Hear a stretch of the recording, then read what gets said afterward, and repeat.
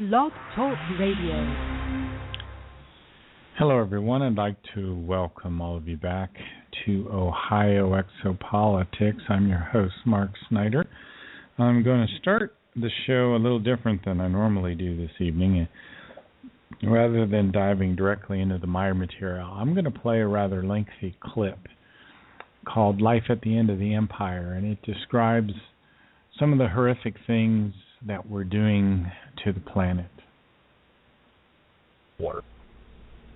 Multiplying the impact of consumption and habitat destruction is the fact that, with fuels, with pesticides and herbicides and industrial chemicals, with noise and with electromagnetic waves and with human activity and with structures of control and domination, empire is literally and metaphorically poisoning every square inch of the planet. Yes, life will recover from what we are doing to the planet, but don't hold your breath. It's going to take millions of years. It's going to take an incredible number of human generations.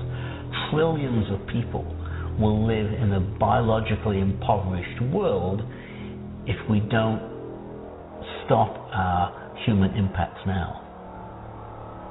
I spoke with Daniel Quinn about this mass extinction. He gave me a metaphor that has haunted me since. We are like people who live in a very tall building, brick building. We live on the top floor. And every day we go down to the lower floors, and at random we knock bricks out and take them upstairs to the top and build higher. Every day, downstairs, 200 bricks, take them upstairs. And the building is perfectly stable. But it's not going to be stable forever because we are attacking the structural integrity of the building. 200 species a day, day after day after day, year after, and as our population increases, it's going to turn into 400 species a day and 1,000 species a day. And there's going to come a day when the system is going to collapse. 200 species a day. This is calamitous. We may already be well over 200 bricks each day, and it looks to me like the building is not far from collapse. Everything in me wants to run out of the building before it comes crashing down around my ears. But where would I run? Empire now covers the planet. The building is everywhere, and almost all of us are inside of it. All of us. All 6.5 billion of us. One of the hardest things to talk about is the human population explosion.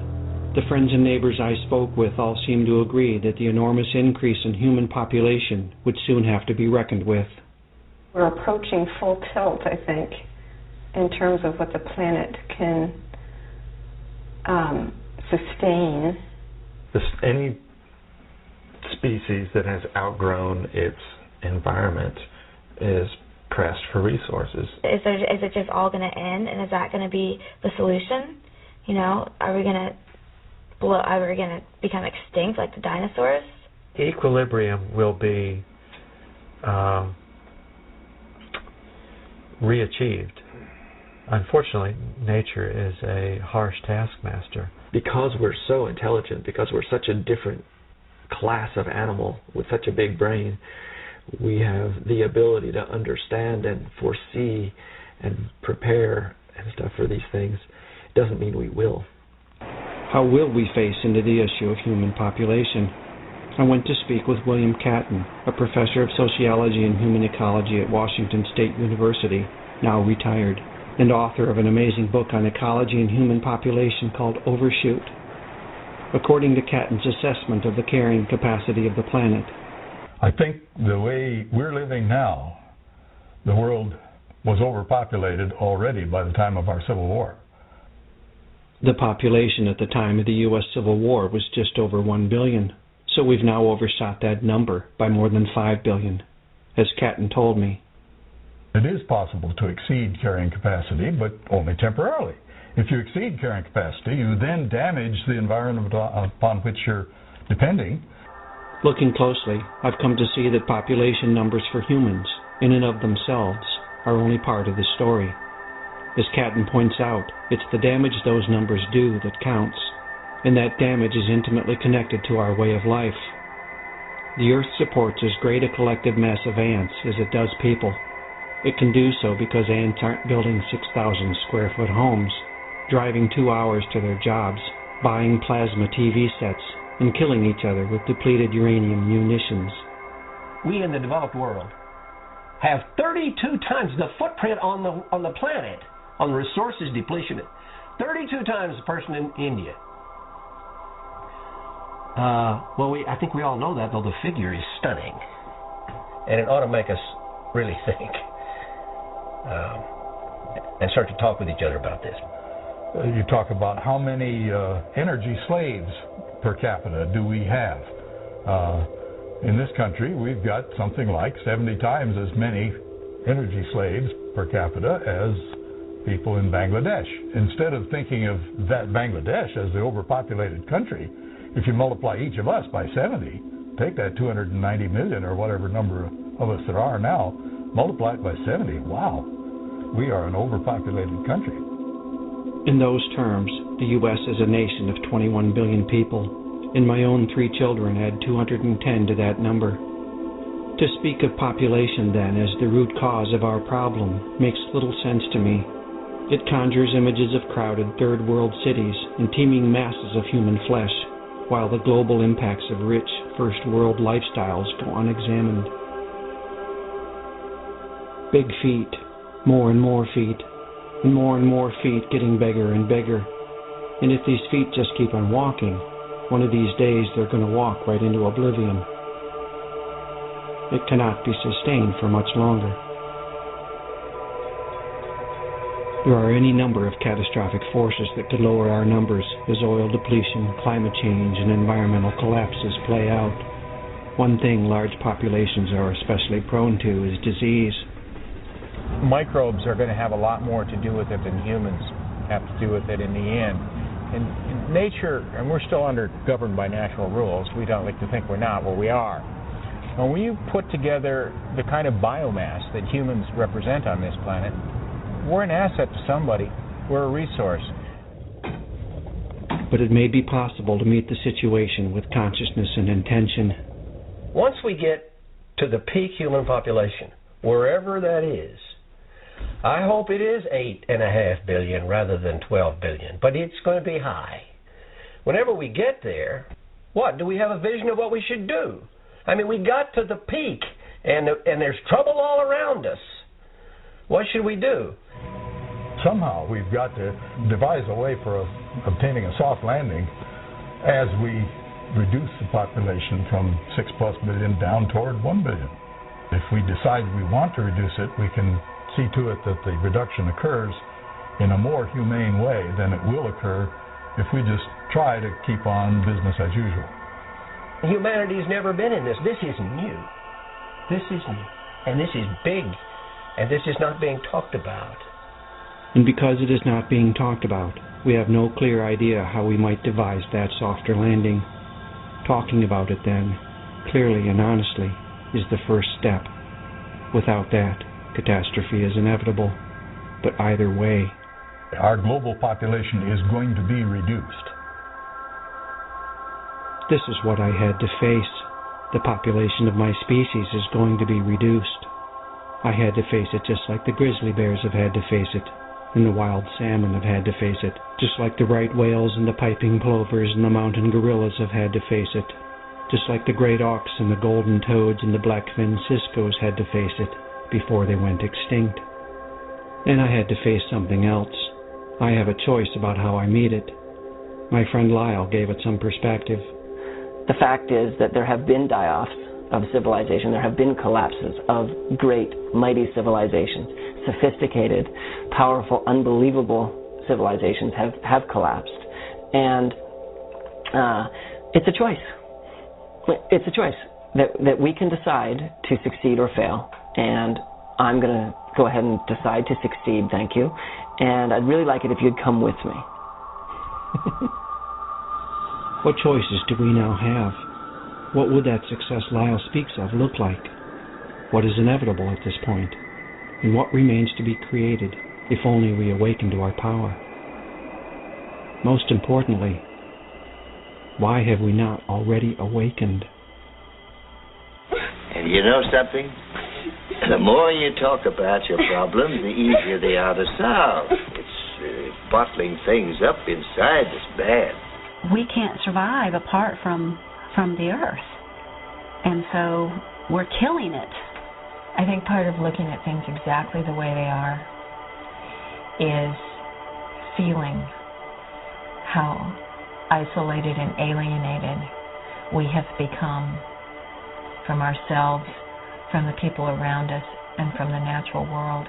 And when you look at that and experience that, the natural response is deep grief. Deep grief at the loss of connection.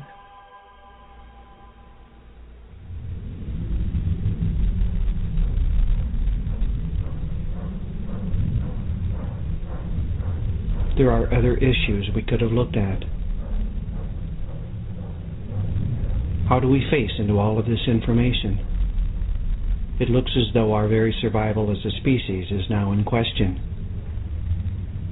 As I gaze unflinchingly at the world situation, the information goes right into my body. I feel shaken to the core. I feel like running away. I feel, at times, like I've been hit head on. I know I'm not alone. I wish I had some magic potion. I wish I had some easy fix. I wish I could just tell you that everything is going to be okay. But of course, I can't tell you that. And probably, deep down, you already know that. What chance do I really have, Doctor? Mr. Marshall, I have no desire to mislead you. I'm sure you realize that recovery is not a sure thing. 36 years after the first Earth Day, 44 years after Silent Spring, the planet is closer now to ecological meltdown than it has ever been. If what we want is to stop the destruction of the life of this planet, then what we have been doing has not been working. We will have to do something else. When we stay focused on the question, what do? We don't ask the more basic questions about how did we get here. And if we don't ask those questions, I don't think we've got much chance of affecting the kind of radical change that we're going to have to affect if we're going to make it. Well, I appreciate your being so frank with me, Dr. Swanson. I guess I don't have to tell you how I feel. From my experience, talking about how we feel is exactly what we need to be doing, and we'll also need to question some assumptions. One assumption I question is the one that tells us that since scientists can help us understand the situation, they are automatically equipped to tell us how to solve it. But there are forces at work in the world that cannot be understood through a microscope. What are the forces that brought us to this point, and what are the forces that keep us stuck here?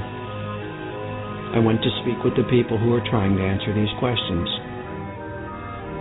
I realized that I would have to step outside of the culture so that I could see it from a new perspective. Deep inside the tangle of problems that threatens the entire world, there rages a boundless blaze of cultural fire, the locomotive power for the cultural train we're all now riding.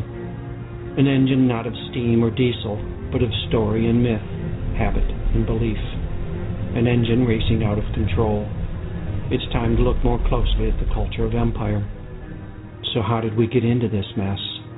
Wow. That's a cosmic question. Many analysts think it started about 10,000 years ago, when humans began to engage in a new and fundamentally unsustainable style of food production. What we invented was something that I call totalitarian agriculture, which is predicated on the notion that it all belongs to us.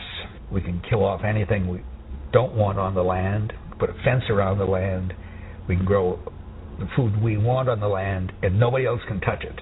That slippery slope that we're on right now We started walking on that 10,000 years ago. And it is because of an inherent problem in agriculture. Agriculture really depends on disturbance. There's no way you can do agriculture without doing that catastrophic damage.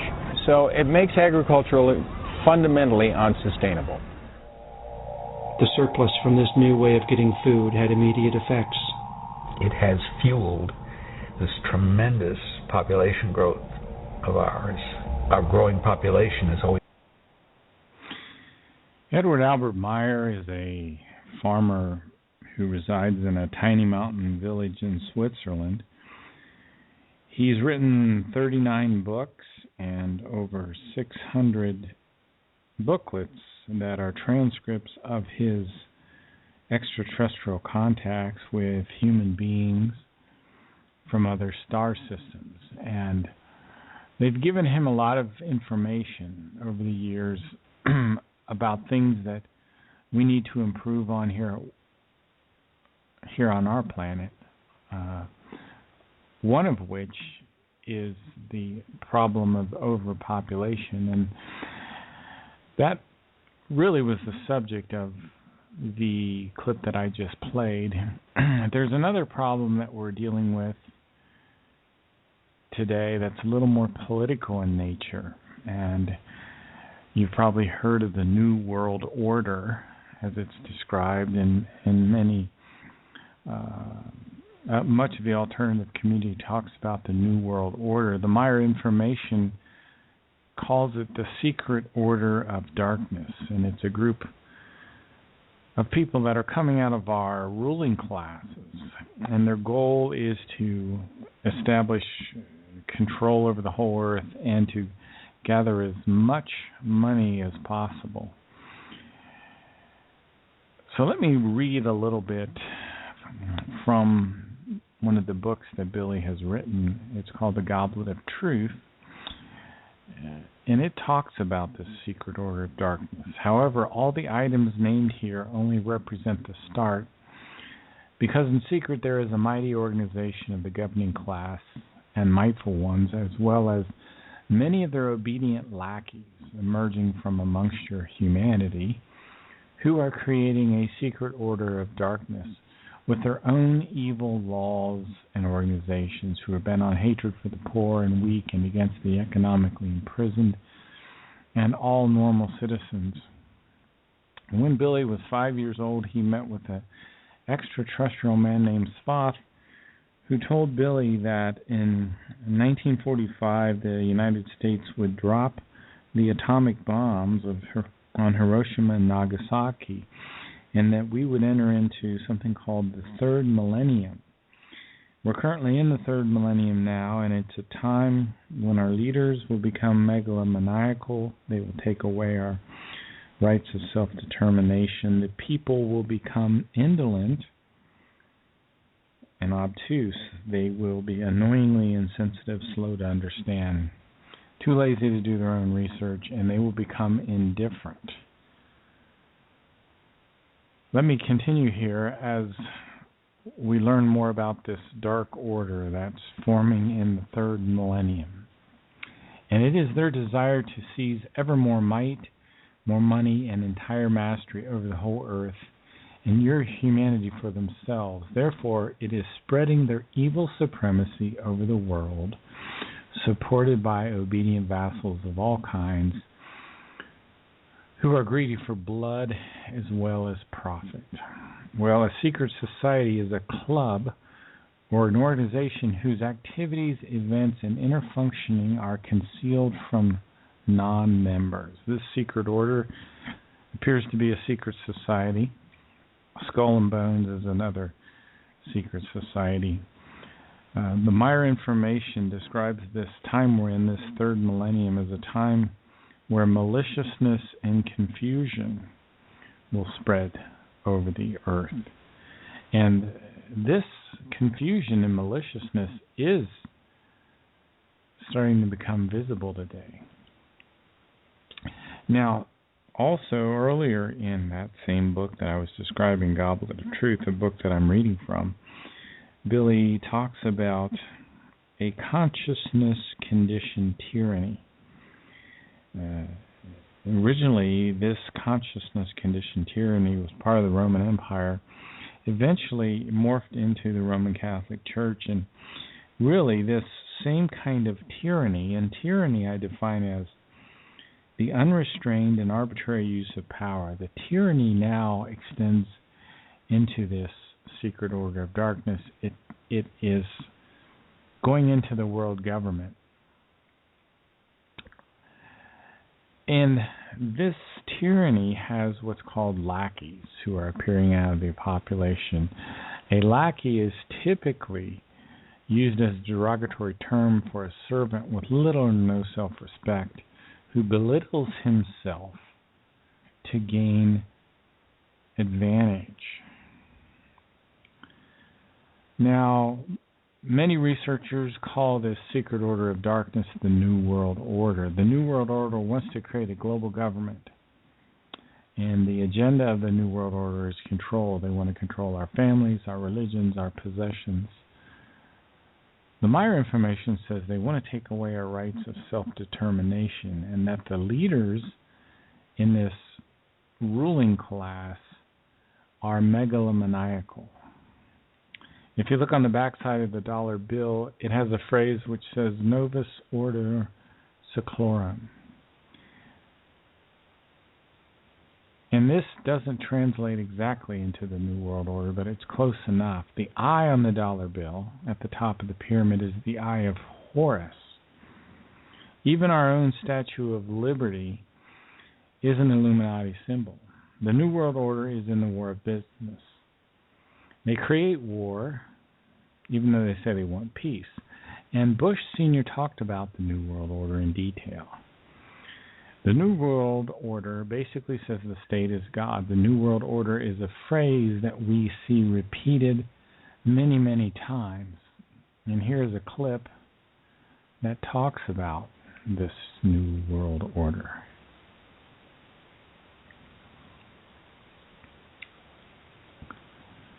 I think we have a little quiet here at the very beginning. The New World Order wants to create a world currency, a world government, a world army, a world religion. And it's not of Christ, of Buddha, it's not of the Muslim faith, it is a satanic order. Our institutions of freedom have lain dormant. The United Nations can offer them new life. These institutions play a crucial role in our quest for a new world order. Their agenda is control. Control of our currency, control of our families, of our freedoms, of our religions. They want it all. There's nothing that you have, or ever had, or ever hope to have that they're not planning to take away. They want it all. If you take a look at the backside of the dollar bill, it will say Novus Ordo Seclorum, the new social order. And they have the pyramid. And that has nothing, not a damn thing to do with the United States of America. I was going to take a look at, a bill. And you can take a look on the backside of the bill and it'll say, here. You can hardly see it. But it's Novus Ordo Seclorum, the New World Order. It's what Hitler envisioned. It's on the backside of the United States dollar bill. The eye of the pyramid, also called the eye of Horus, is the eye of Lucifer. This is what we are facing. Just to give you an idea of how black is white and topsy is turvy in relation to our perception of what's going on compared with what is, in New York Harbor is a lady holding a lighted torch, a Statue of Liberty. Statue of Liberty, land of the free. That's what most Americans, 99.9% of them, believe that stands for. In fact, that was given to New York Harbor by French Freemasons who knew that it was an Illuminati symbolism of we control the show, we're telling you, but because you don't know the secret language and we've given you another version of it, freedom, you don't know what's going on.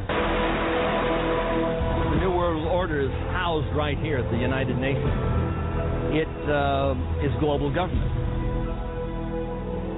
Ein Volk, ein Reich, ein Führer. One world, one race, one ruler. That's what Rudolf Hess talked about when he introduced Adolf Hitler. This is Hitler's dream come true. This is a nightmare. This is the tombstone upon all sovereignty for all nations for all time. The United Nations must fall for freedom to live. Where institutions of freedom have lain dormant, the United Nations can offer them new life.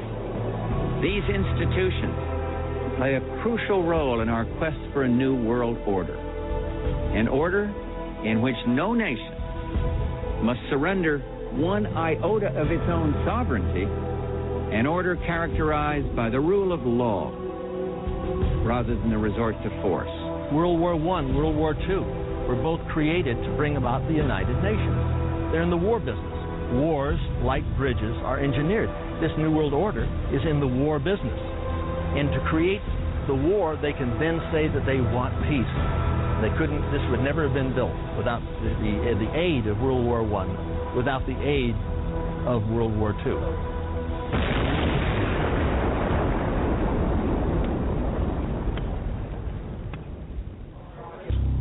Hundreds of anti-capitalist protesters are in Washington to try to disrupt meetings of the World Bank and the International Monetary Fund. At every street corner around the IMF and the World Bank, the demonstrators have set up human chains to stop the meetings. What is the Bohemian Grove? Well, it's a kind of summer camp for the powerful. Among its members, political figures like Gerald Ford, President Reagan, Vice President Bush. Richard Nixon is a Bohemian. Each year, guests like Henry Kissinger or Zbigniew Brzezinski address members on their areas of expertise. For we are opposed around the world by a monolithic and ruthless conspiracy.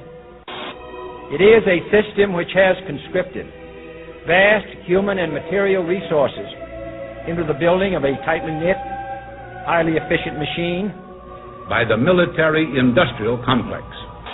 Its preparations are concealed, not published. Its mistakes are buried, not headlined. Its dissenters are silenced, not praised.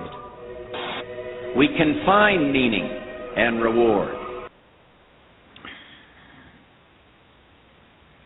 Let me continue on reading here from the Goblet of Truth. The Goblet of Truth is one of the 39 books that Edward Albert Meyer has written. He is said to have pulled down the first 14 chapters of this book from something called the planetary storage banks. Meyer information describes the superintelligence that created our universe this way. It says it's a universal consciousness. Often they use the creation as the terminology. They don't use the word God. They say this intelligence radiates love and wisdom, but it's not anthropomorphic in that sense. And we'll talk more about this tonight or at future shows if necessary. I want to get back and talk about this secret world order. The Meyer information doesn't use the words New World Order, but it's certainly close enough. Let me continue here. Even the powerful ones of the economy are feeling the might and obeying the evil laws of the Dark Order, which is spreading its dangerous and fatal poison of hatred everywhere, into everything and against everyone who does not share the same opinion as the dark might.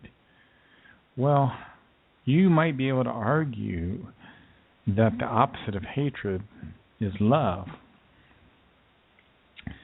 And this universal consciousness radiates love. Love is the highest principle in creation, and everything follows that principle and absolute logic. So every tiny animal, every tiny plant in creation fulfills its purpose in love. And one of Billy's contacts, a woman named Semyase, who met the first time with Billy around 1975, an extraterrestrial woman, said that love and wisdom go together. and that the creation and its laws are love and wisdom at the same time. So you might say this dark order that's spreading the poison of hatred is the antithesis of the intelligence that runs our universe, which instead radiates love. That, in fact, our physical universe is the material manifestation of the wisdom of the universal consciousness. So let me continue here. Therefore, you human beings of Earth are no longer active to any great extent, but you go along in idleness with an empty expression in your eyes, not knowing what you should do and where you should go, because you have nothing else to do that brings you joy and good reward. One of Billy's very important books is called The Might of Thoughts.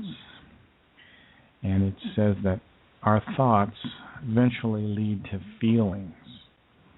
And feelings will lead to habits. And depending on whether your habits are positive or negative, your habits can lead to success or they can lead to suffering. So at the very beginning of this big chain of events are our thoughts. So we have to pay special attention to our thoughts. And we don't want to have dark thoughts, even though this dark order is spreading hatred everywhere. And hatred is a deep and emotional extreme, a dislike. It can be directed against individuals, groups, entities, objects, ideas. Hatred is often associated with feelings of anger, disgust, and the disposition towards hostility. So if you have hatred, you'll have a disposition of hostility. Hatred is the opposite of a healthy attitude. Hatred also destroys the hater as well as the hated. And the word poison is used to describe this hatred. Remember, the universal consciousness is described this way in the Meyer Information. It says that the life-giving energy of creation is attempting to come into harmonious concord with all people, the world, the entire universe. But this dark order is spreading a poison. And in the context of biology, poisons are substances that can cause disturbance to organisms, usually by a chemical reaction or other activity on a molecular scale. When a sufficient quantity is absorbed by an organism, there's damage. Now, people, unfortunately, are becoming idle because of the activities of this New World Order, this secret order. If you describe a person or a machine, idle means the act of nothing or no work. A computer processor or a communication circuit is described as idle when it is not being used by any program, application, or message.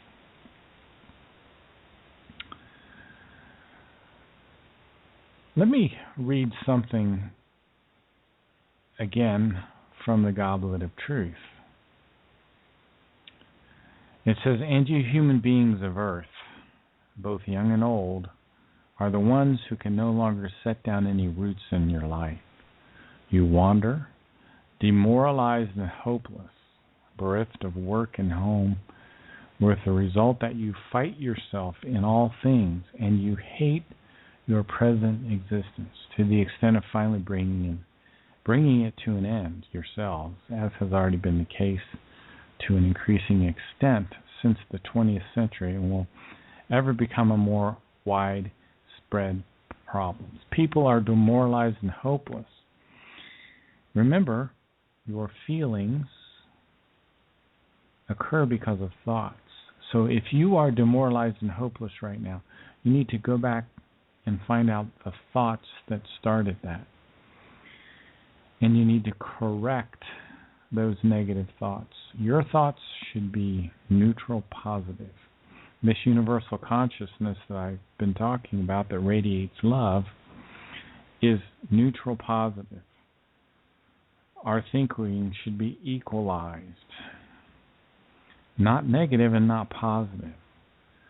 If you're neutral, positive in your thoughts, you can avoid this demoralization. To be demoralized means having lost confidence or hope, to be disheartened. To be hopeless means a feeling of despair about something. Now, many people today lack permanent housing. Homelessness in the United States is an area of concern for social service providers, government officials, policy professionals, and society at large. I believe in 2012 there were 633,000 people that were homeless. An estimated 57,000 homeless veterans in the United States in 2013. Bringing it to an end yourselves, it said in the Goblet of Truth. Well, this is talking about suicide. And we have roughly 22 veterans who commit suicide every day, one about every 65 minutes. 97% of those suicides are male. But you can stop this. You can correct your thoughts. Because your thoughts are like a garden. And you have wildly growing weeds in your garden, wildly growing negative thoughts. You need to identify those thoughts and pull them out by the roots. Because thoughts will lead to feelings. Feelings will lead to habits. And habits can lead to success or suffering, depending on whether your habits are positive, productive. So you need to develop positive, productive, neutral positive is a better word, thoughts that are constructive. So you don't have feelings that are unproductive. I have another clip here on the New World Order that I'd like to play for you this evening. Praised. We can find meaning and reward by serving some higher purpose than ourselves. A shining purpose, the illumination of 1,000 points of light. No expenditure is questioned, no rumor is printed, no secret is revealed. We have before us the opportunity to forge for ourselves and for future generations a new world order. The quest for the new world order is in part a challenge to keep the dangers of disorder at bay. We were interested today to hear that more than 100 law enforcement officials in Mexico are having microchips implanted in their arms. The chips allow a person to be scanned, sort of like a cereal box at the supermarket checkout. I think the most important thing is for Barack Obama. I think his task will be to develop an overall strategy for America in this period when really a new world order can be created. I think the New World Order is emerging, and with it the foundations of a new and progressive era of international cooperation. But the burdens of global citizenship continue to bind us together. In this new century, Americans and Europeans alike will be required to do more, not less. Partnership and cooperation among nations is not a choice. You know, there is such a thing as insidious influence. Does it involve bribery? And does it involve some sort of psychological domination of individuals? But what does the New World Order mean for countries like ours? A new world order? No world order that elevates one nation or group of people over another will succeed.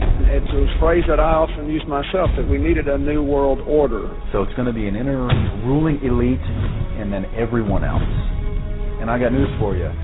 You're everyone else. The whole concept of New World Order is something else. It really says that the state is God. You take the roots of that organization and you find out that they created in all of the British dependencies what they call round table groups. Then around those little round table groups they created front groups. We're getting to two levels of government here. One level of government where we have checks and balances, and a higher level of COG government where the constitutional authorities are not allowed to go. The New World Order really is a tool for addressing a new world of possibilities.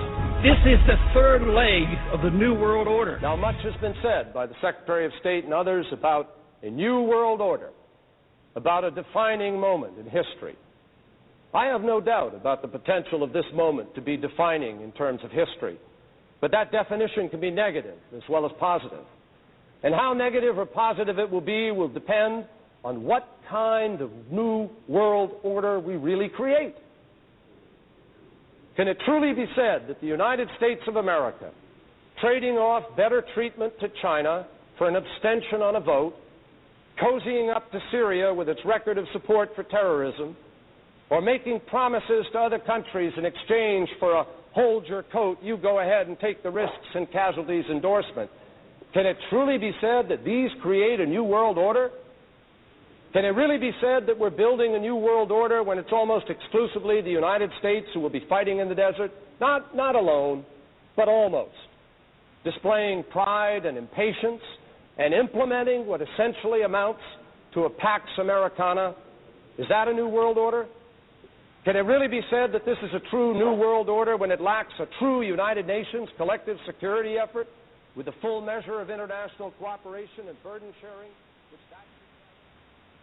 1832. Its original name was the Eulogian Club.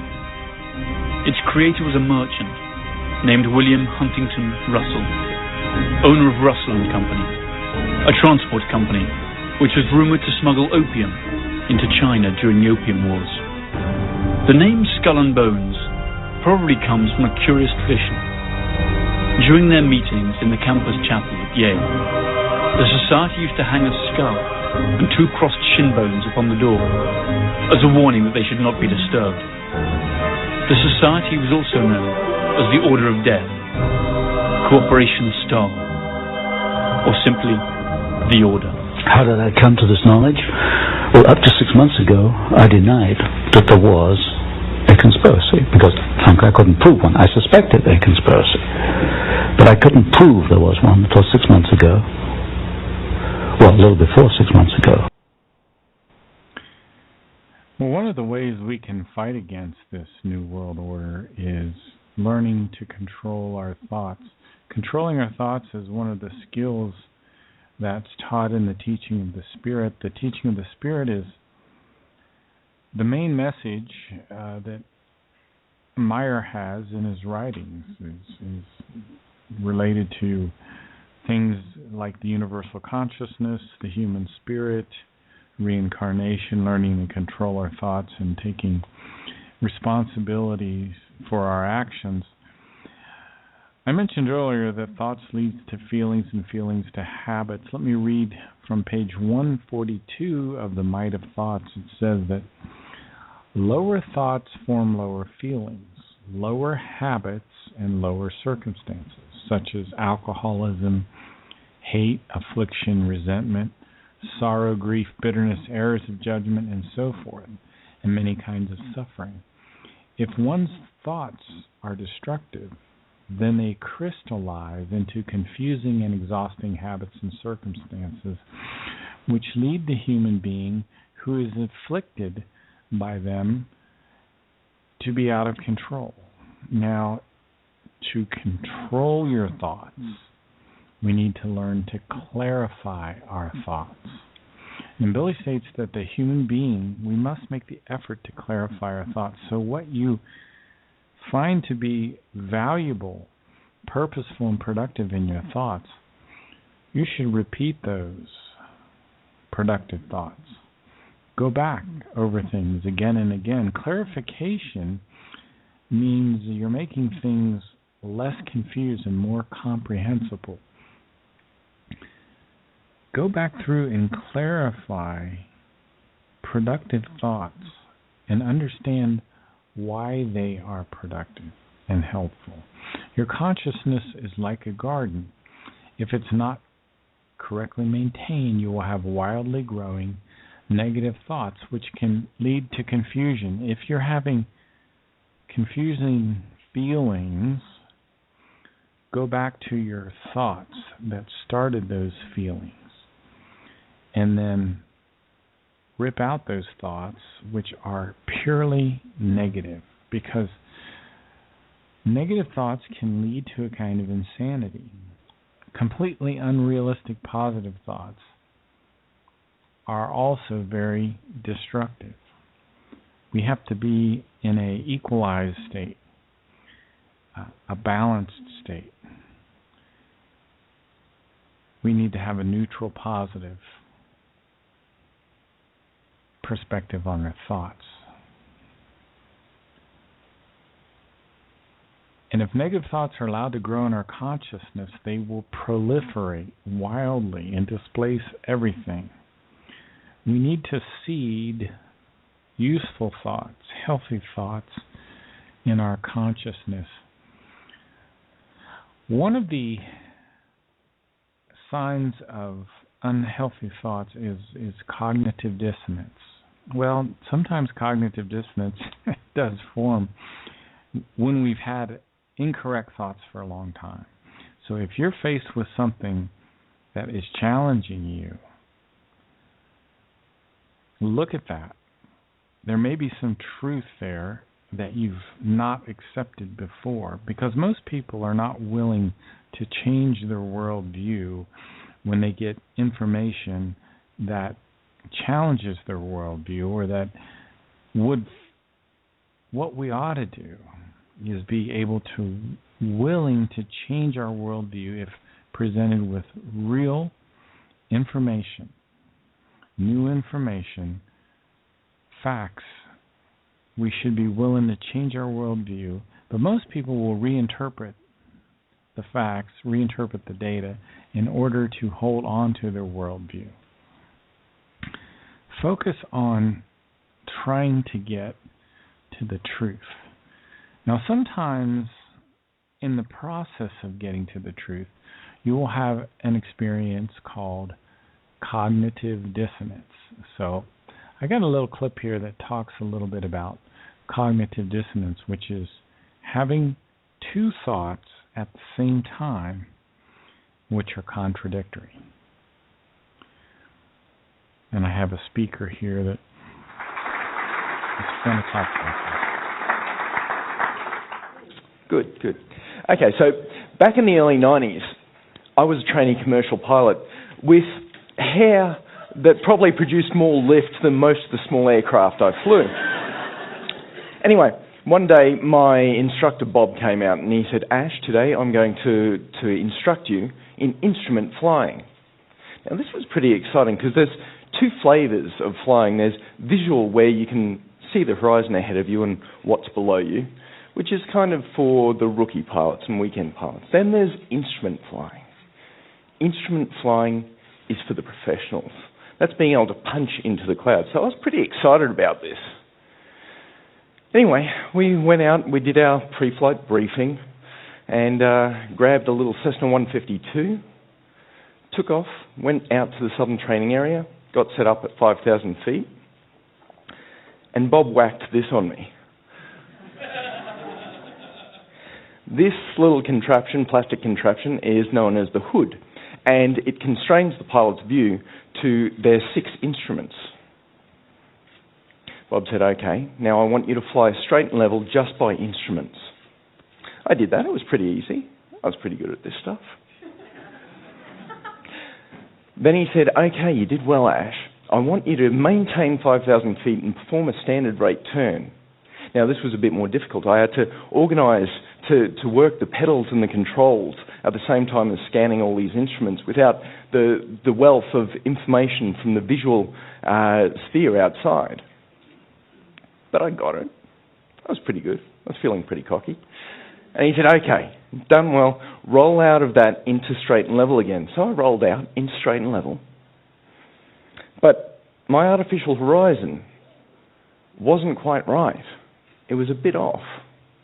So I looked over at my turn and slip indicator and the ball was out a bit, so I kicked in a bit of rudder. My directional gyro started moving. I was flying straight and level, but my instruments were failing. The altimeter started rising. The directional gyro was spinning faster. The artificial horizon just slipped right off the whole dial, and Bob whipped my hood off. I'd entered what is known as the graveyard spiral.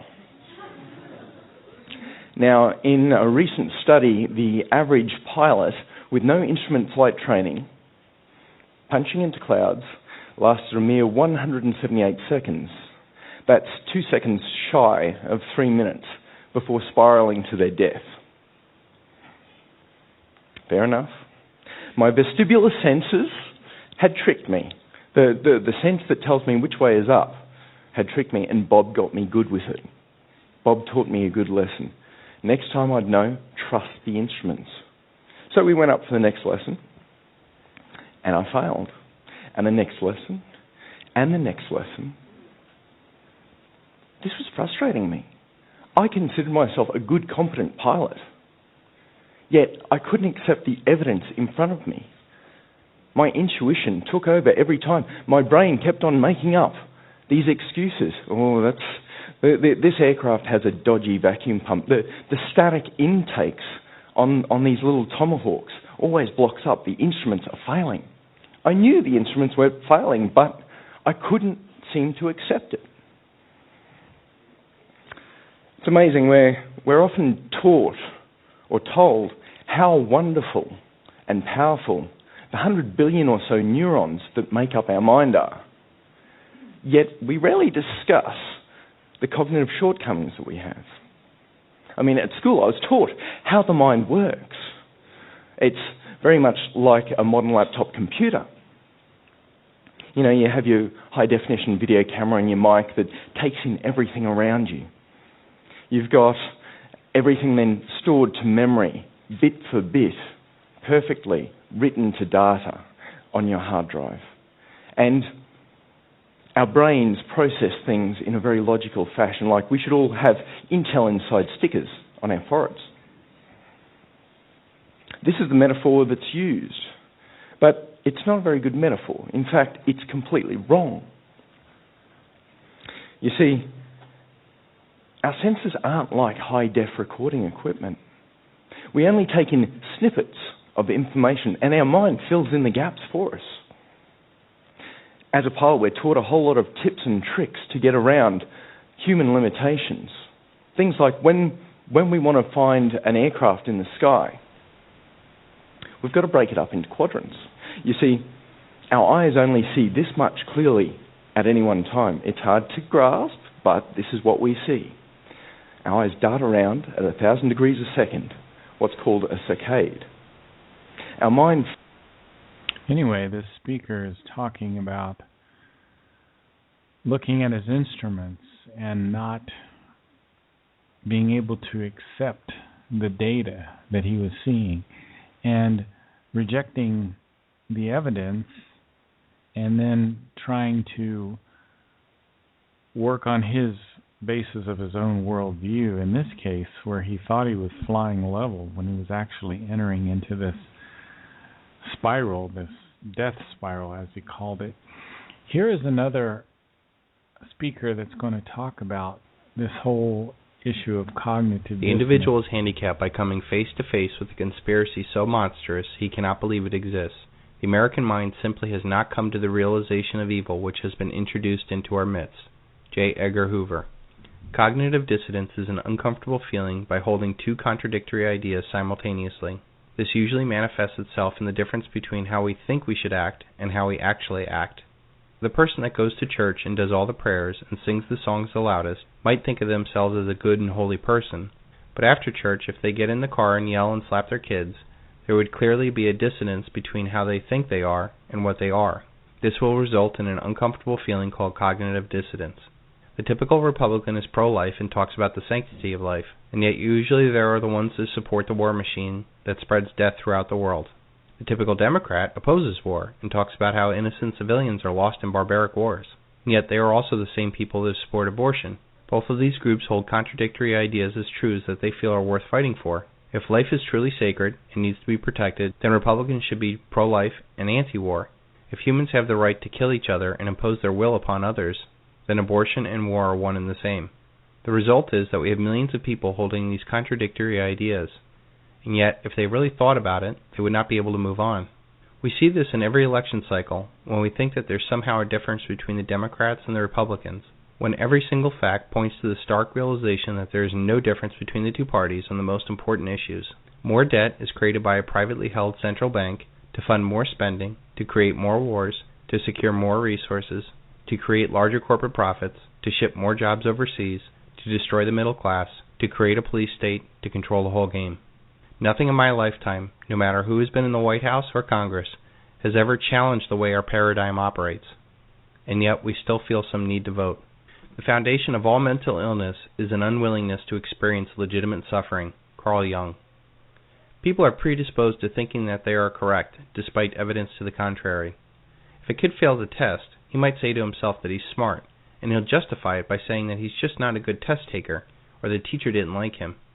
People who smoke might think of themselves as a smart person that makes good decisions, and yet they're actively increasing the risk of getting lung cancer.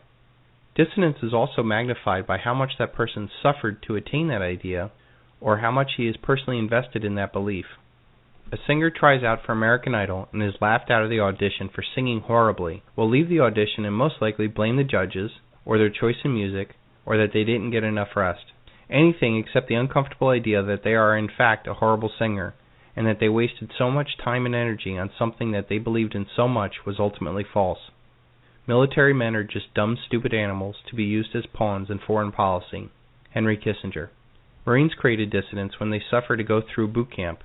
They overlook the fact that they are stripped of their individuality, trained to sacrifice themselves at the instant obedience of their commanders, live lives of poverty that are extremely hard on families, and that a folded flag is somehow worth their kid not having a father. Few Marines ever stop to see that they're not fighting to spread freedom. They are fighting for corporate interests by stealing the natural resources of other nations. General Smedley Butler was one of the most decorated Marines in history. He fought through his dissidence, not by justifying his actions. He did not try to convince others that being Marine was worth the sacrifice. He fought through the dissidence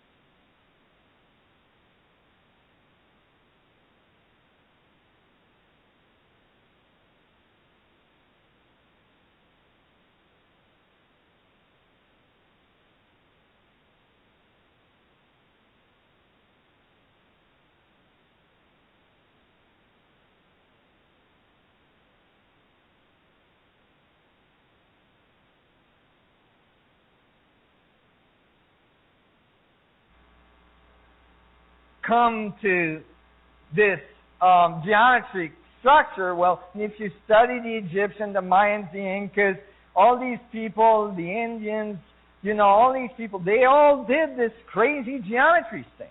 And they talked about it in various ways. But what is most impressive is that they left very tangible things out there that had to do with geometry. And the things they left out there, if they were little models, 3 feet high with, easy to build, you'd say, well, they must have instinctively figured this out, right? But if they leave behind something like this, it brings a whole new set of questions to the forefront. And that is, how were they able to pull this off? Okay? Listen, I know that you've heard a lot of stories from your schooling about how pyramids were built. And I know that they told you mostly that these pyramids were built in a very specific way, and that's a fact. That is, between, depending on the theory, 20,000 to 100,000 slaves or farmers that during the Nile flooding every year would go and build pyramids. And they build them, in, depending on the theories, between 20 and 40 years, period. And all this. And that's all nice and dandy. And you have to realize that they teach this as fact. For instance, when you read in those books, it says, well, the pyramids were built by, not may have built by, nothing like that. It's like facts. And you think, well, that must be it, right? But when you think about it, those people that are writing these facts are not engineers. They're not physicists. They don't necessarily understand what it takes to build things. They don't necessarily understand how difficult it is to get great precision from building with stones. They don't necessarily understand that copper doesn't cut stone, and that so far copper hasn't been found to be able to be hardened to cut stone, and so on. So they just throw this stuff out there, and because they have PhDs and they're in the 1800s and they can't imagine of anything else, then everybody goes with that. And I assure you, if you're doing a PhD in Egyptology or in antiquity, in ancient civilization studies or so on, and you write the thesis that these were built in any other way, you're probably not going to get your PhD. And so I was really kind of stunned because I started to study it, because to me, I had solved a lot of these issues, but there was something that just kept on nagging at me. It's like, maybe the history of the earth, maybe the history of our civilization is quite different than what we think it is. And if that... Anyway, that's the point I wanted to get to, that even our history is quite different than what we think it is. So we'll certainly start to experience a lot more cognitive dissonance when we start to learn what our real history is. Anyway, thanks for joining me this evening. My name is Mark Snyder. This has been Ohio Exopolitics, and we'll talk to you next week. Have a good evening.